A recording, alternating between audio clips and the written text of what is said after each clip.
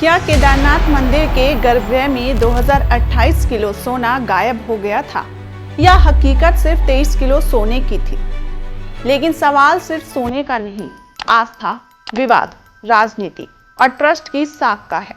चलिए जानते हैं पूरे विवाद की परतें जिसने भारत के सबसे पवित्र धाम को सुर्खियों में ला दिया। केदारनाथ हिमालय की गोद में बसा दुनिया का सबसे पवित्र विश्व धाम, शिव धाम। देश विदेश से लाखों श्रद्धालु जब माथा टेकते हैं तो उनकी आस, विश्वास और भावना जुड़ी होती है यहाँ की हर ईंट, हर व्यवस्था से। लेकिन 2022 में शुरू हुआ एक सोना विवाद अब तक थमा नहीं। मीडिया, संत, राजनेता, हर कोई चर्चा कर रहा है। एक तरफ आरोप, दूसरी तरफ सफाई। बद्री केदार समिति अध्यक्ष और पूरी समिति पर सवाल।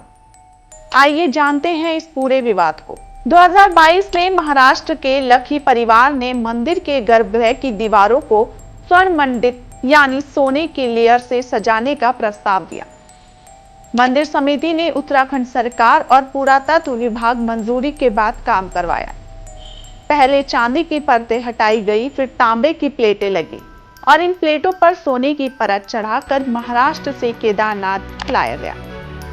काम संपन्न होते ही गर्भगृह की दीवारें, छत और छत्र स्वर्ण मंडित हो गए, जिसमें कुल 23 किलो सोना, 1000 किलो तांबे के प्लेट और तकरीबन 14 करोड़ रुपए की लागत का है।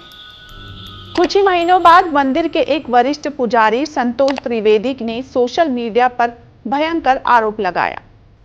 मूल सोना पीतल में बदल गया। 125 करोड़ के घोटाले का शक, 228 किलो सोना गायब। वीडियो वायरल हुआ और पूरे देश में बहस छिड़ गई। सवाल उठने लगे, क्या सच में 2028 किलो सोने का दान हुआ? कहीं सोने की जगह तांबा या पीतल तो नहीं लग गया? बद्री केदार समिति ने क्या कुछ छुपाया? बीकेटीसी अध्यक्ष अजेंद्र अजय ने खुलकर सफाई दी। उन्होंने कहा, मंदिर समिति ने खुद सोना खरीदा या लगाया ही नहीं। पूरा काम दानदाता ने अपने स्तर पर पुरातत्व अधिकारियों की देखरेख में कराया। सोने का वजन 23 किलो, 230 नहीं, और बाकी तांबा इस्तेमाल हुआ। एप्लीकेशन, कागजात, सारे बिल, वाउचर बीकेटीसी रिकॉर्ड में हैं। घोटाले के आरोप राजनीति और धार्मिक भावनाओं को भड़काने की साजिश है, क्योंकि बीते कुछ वर्षों में यात्रियों की संख्या रिकॉर्ड स्तर पर हुई। कई स्थानीय तीर्थ पुरोहितों और पुजारियों ने आरोप लगाए कि बीकेटीसी ने बिना आंतरिक सहमति सदियों पुरानी परंपरा और साधु संस्कृति के विपरीत फैसला लिया। दावा किया गया कि तुरंत फुरंत गोपनीयता में काम हुआ। अधिकतर पुरोहितों को अंदर से देखने भी नहीं दिया। 228 किलो सोना गायब होने का प्रमुख आरोप शंकराचार्य जी ने दोहराया। संविधान, केंद्र सरकार और राज्य सरकार का ध्यान आकर्षित किया। विशेष रूप से कांग्रेस और कुछ अन्य विपक्षी दलों ने इसे चुनावी मुद्दा बनाते हुए जांच की मांग पर जोर दिया। बीकेटीसी अध्यक्ष आरएसएस नियुक्त माने जाते हैं, इसीलिए विपक्ष इसे राजनीति संरक्षण में घोटाला बताने की कोशिश करता रहा।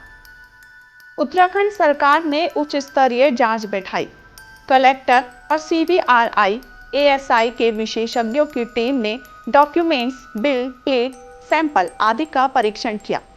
रिपोर्ट में साफ कहा गया, 228 किलो सोना कभी था ही नहीं, ना ही कोई गायब है। कुल 23 किलो सोना दानदाता ने लगाया। बीकेटीसी ने पारदर्शी प्रक्रिया अपनाई, कोई गड़बड़ी नहीं मिली। दानदाता लखी परिवार और उनके आर्टिजन्स ने ही सोना और तांबे की प्लेटें बनवाकर लगाई। बीकेटीसी इसमें गैर मौजूद रही। यूट्यूब, फेसबुक आदि पर वायरल वीडियो और सोना पीतल में बदल गया जैसी मतलबी शीर्षकारियों ने भ्रम और विवाद को और हवा दी। जनता के एक वर्ग में ट्रस्ट पर भरोसा घटा। बीकेटीसी बार बार प्रेस बयान जारी करती रही कि अफवाहें हैं। हर प्रक्रिया दस्तावेज सहित रिकॉर्ड में है, फिर भी भ्रम कम नहीं हो सका। जांच में बीकेटीसी क्लीन चिट पा चुकी थी, लेकिन राजनीतिक और धार्मिक बहस जारी है। बीकेटीसी के पूर्व अध्यक्ष अजेंद्र अजय अब भी विरोधियों के निशाने पर है। पुजारी वर्ग और विपक्षी नेता जांच दोबारा करवाने अथवा अध्यक्ष हटाने की मांग कर रहे हैं। मंदिर ट्रस्ट ने आगे से पारदर्शिता और संवाद के वादे के साथ मामले को बंद मान लिया है।